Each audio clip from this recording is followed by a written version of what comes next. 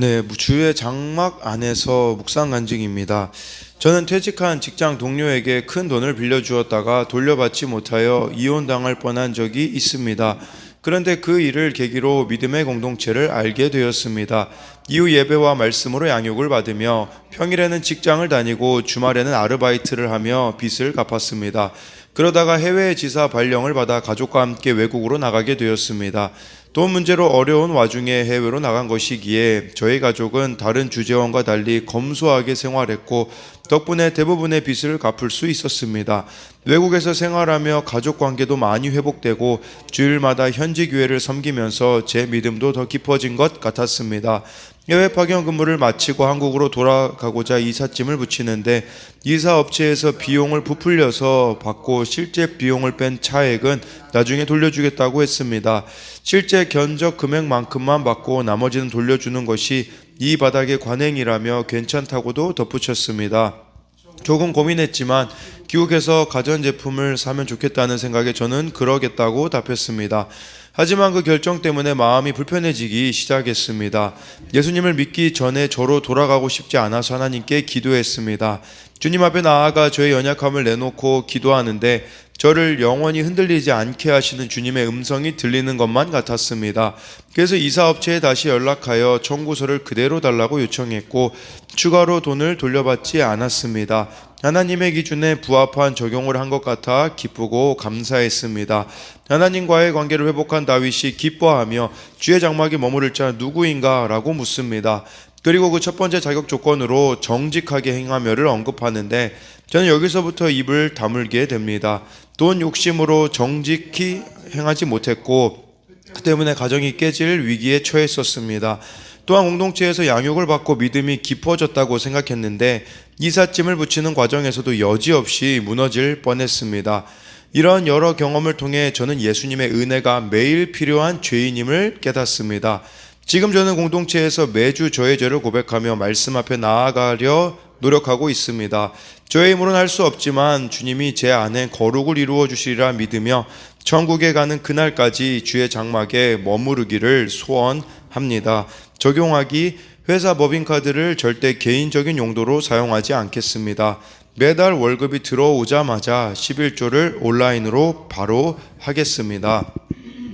네, 여기서 어떤 결정이 나오잖아요. 그 결정 때문에 마음이 불편해지기 시작했을 때 예수님을 믿기 전에 저로 돌아가고 싶지 않아 하나님 앞에 이렇게 기도했다라고 하잖아요.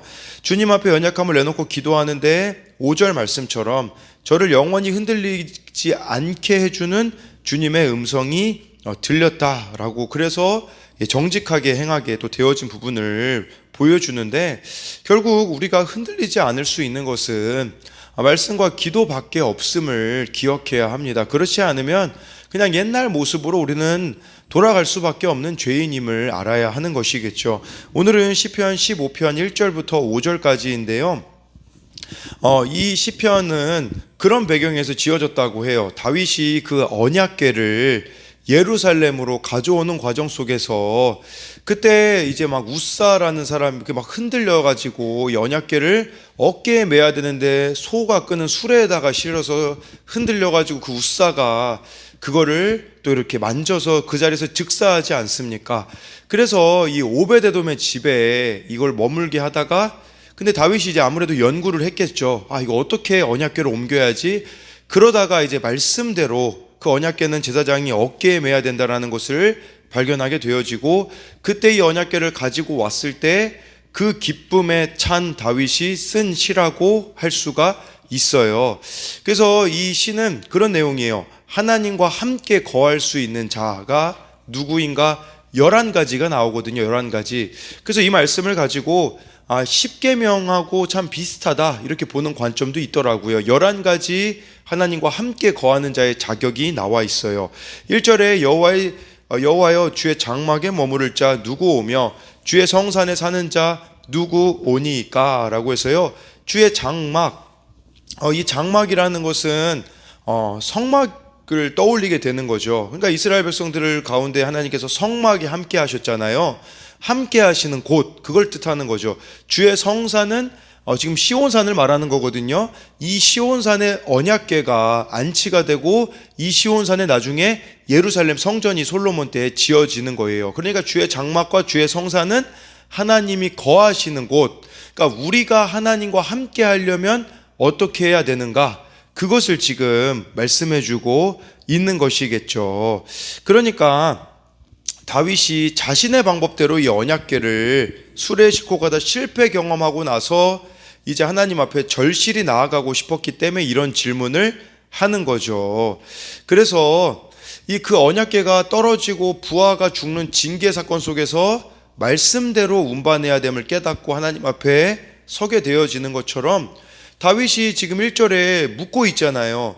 하나님께 묻는 것처럼 우리도 매일 물으셔야 됩니다. 말씀으로 묻고 기도로 물어야 이렇게 바르게 하나님 앞에 나아갈 수 있는 것이겠죠. 그래서 1절에 대한 적용 질문은 나는 하나님께 무엇이 궁금합니까? 내가 하나님께 묻지 않아 겪게 된 곤란한 일은 무엇이 있습니까?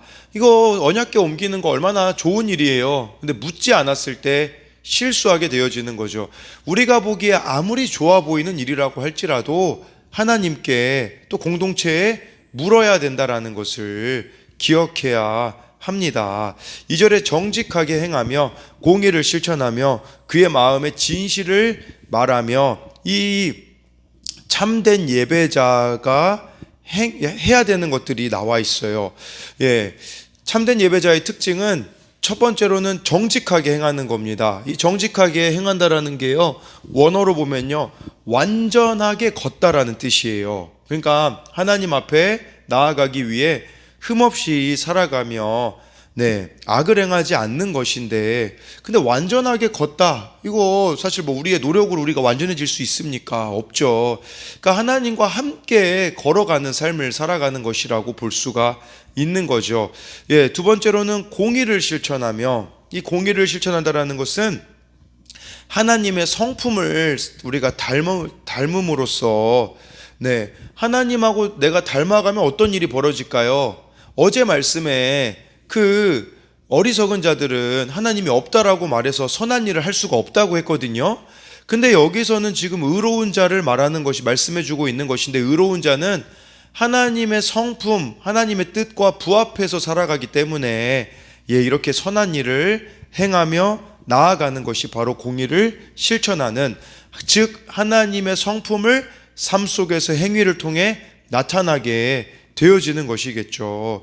그리고 그의 마음에 진실을 말한다라는 것은 두 마음을 품는 게 아니라 네 마음이 견고하고 믿을만하고 생각이 신실한 것을 의미해 주고 있는 것이라고 할 수가 있겠죠. 그래서 2절은 우리가 참된 예배자로 살아간다면 해야 되는 것들을 말씀해 주고 있는데, 적용 질문으로는 하나님과 함께 동행하기 위하여서 내가 행해야 하는 것은 무엇이 있습니까? 해야 되는 것들이 있다라는 거겠죠. 그래서 우리가 하나님과 동행하기 위해 지금 내가 행해야 되는 것. 3절은요, 그의 혀로 남을 허물하지 아니하고 그의 이웃에게 악을 행하지 아니하며 그의 이웃을 비방하지 아니하며, 이것은 참된 예배자가 하지 않는 세 가지 행위를 말씀해 주고 있어요. 2절은 해야 되는 것 세 가지였다면 3절은 하지 말아야 되는 것들 세 가지죠. 혀로 남을 허물하지 않는다, 허물하지 않는 것, 이거는 혀로 상대방에게 죄를 짓지 않는 것을 말씀하고 있어요. 다른 사람을 비방하거나 중상모략하지 않고 안 좋은 소문을 퍼뜨리지 않는 것을 의미하는 겁니다. 그리고 그의 이웃에게 이렇게 악을 행하지 않고 이웃을 비방하지 않는다라고 하고 있는 것이거든요. 그러니까 여기서 말하는 이웃은 가까운 사이를 말하는 거예요. 이 가까이 지내는 사람들에게 말로나 행위로나 해를 가하지 않는다라는 것을 말씀해 주고 있는데, 근데요, 그렇게 생각할 수 있죠. 나 가까운 사람에게 비방하지 않는데, 악을 행하지 않는데, 반대 개념으로 생각하셔야 돼요. 가까운 사람에게 내가 진리를 전하고 있는가? 비방하지 않는다는 걸 반대로 본다면 정말 하나님을 전하고 있는지, 악을 행하지 않는다라는 말을 반대로 보면 선을 행하고 있는지를 봐야 되는 거예요. 더 쉽게 말하면요, 가장 가까운 이웃에게 하나님의 성품을 보여주고 있느냐라는 거죠. 사실 우리를 진짜 아는 사람들은 누구냐면 가까이 있는 사람들이 아는 거예요. 멀리 있는 사람들은요, 나의 모습을 진짜 모릅니다. 그래서 가까운 이웃이 우리의 삶을 보고 하나님이 누구이신지를 알게 되고, 가까운 사람에게 하나님을 만날 수 있게 해주는 자가 되어져야 한다라는 것을 말씀해 주고 있는 것이겠죠. 그래서 3절에 대한 적용 질문은 하나님과 동행하기 위해 아까 2절은 해야 되는 것들이 있었다면 3절에서는 내가 하지 말아야 되는 것은 무엇이 있을까요? 나의 가까운 이웃에게 하나님이 누구이신지를 삶으로 보여주고 있습니까?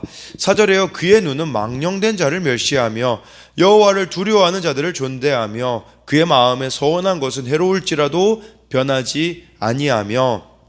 네, 또 여기서도 보면 이렇게 세 가지가 나와 있어요.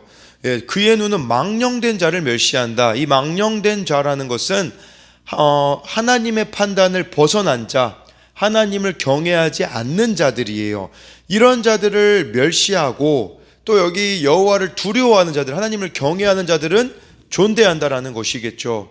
그러면 이거 망령된 자, 하나님 보시기에 안 좋은 사람을 무시한다, 이런 의미로 생각할 수 있거든요. 근데 이거는 그런 의미라기보다는 사람을 잘 분별한다라는 것을 뜻하고 있습니다. 그래서 내가 정말 함께해야 될 사람, 함께하지 말아야 될 사람, 이런 걸 잘 분별한다라고 볼 수가 있는 것이겠죠.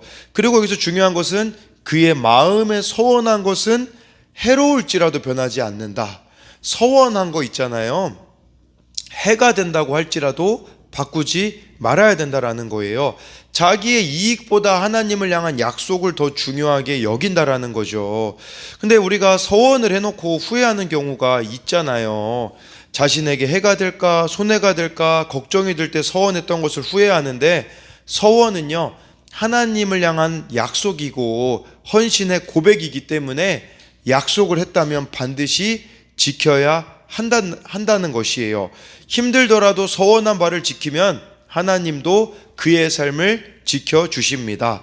마음의 서원은 바꾸지 말고 지켜야 하기에 서원할 때 그만큼 신중하게 우리가 해야 되는데, 마음의 서원한 거 변하지 말아야 된다라고 이렇게 참된 예배자의 모습이 나타나 있어요. 5절에 이제 또 두 가지가 더 나와 있거든요. 이자를 받으려고 돈을 구워주지 아니하며 뇌물을 받고 무죄한 자를 해하지 아니하는 자이니 이런 일을 행하는 자는 영원히 흔들리지 아니하리이다 라고 해서요, 참된 예배자는요, 재정 문제에 있어서도 공동체의 연합을 깨뜨리는 일을 하지 않는다라는 겁니다. 그래서요, 이 돈을 버는 일, 여기서도 바로 하나님의 정의와 공의를 무너뜨리지 않는다라고 해주고 있는 것이겠죠.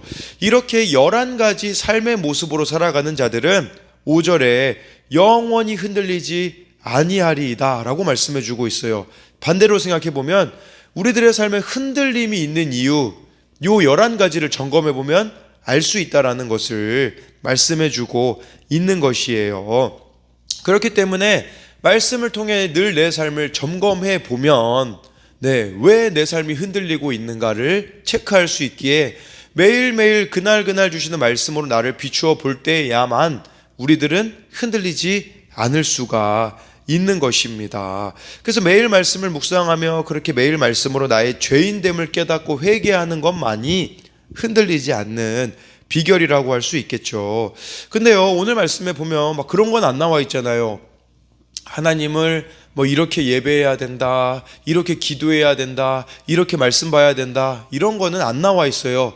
왜냐하면 기본적인 것이기 때문이에요. 근데 여기 지금 나와 있는 모습은 삶의 모습이잖아요. 다 이 11가지가 삶을 말하거든요.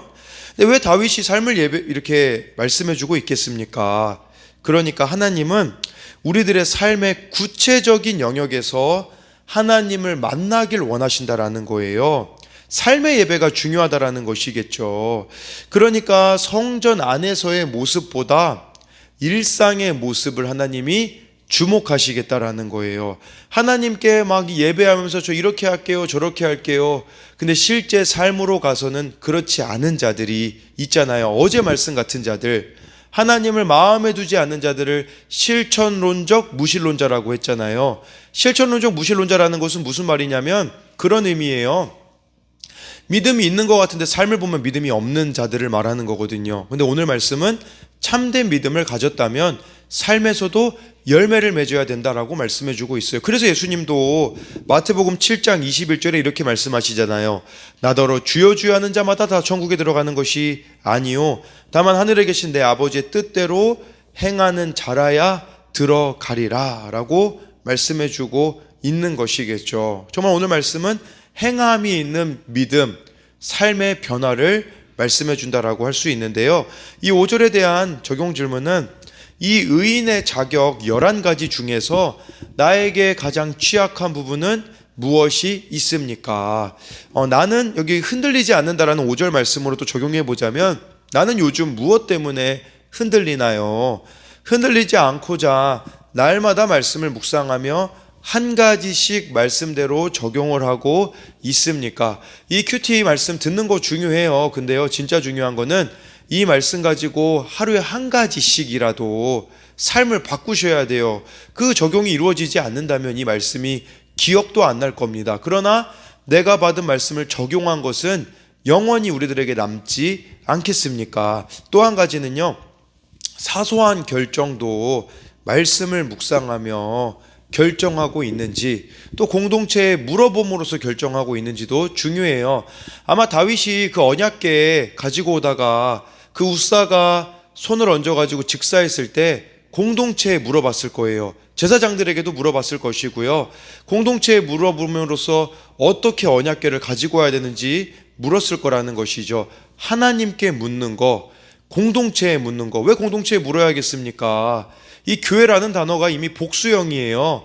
혼자만을 말하는 게 아니라 같이 가야 되거든요. 그리고 나를 가장 가까이 아는 사람이 사실 가까운 이웃이 공동체가 아니겠습니까? 진짜 모습을 아는 자들은 공동체에 속한 자들이기 때문에 말씀과 기도로 묻고 공동체에 묻고 나아가는 것이 바로 가장 중요한 것이라는 것을 기억함으로써 정말 이렇게 주의 장막에 머물고 주의 성산에 사는 자, 이 성산에 산다라는 말이 영원히 산다라고 미래형으로 되어 있거든요.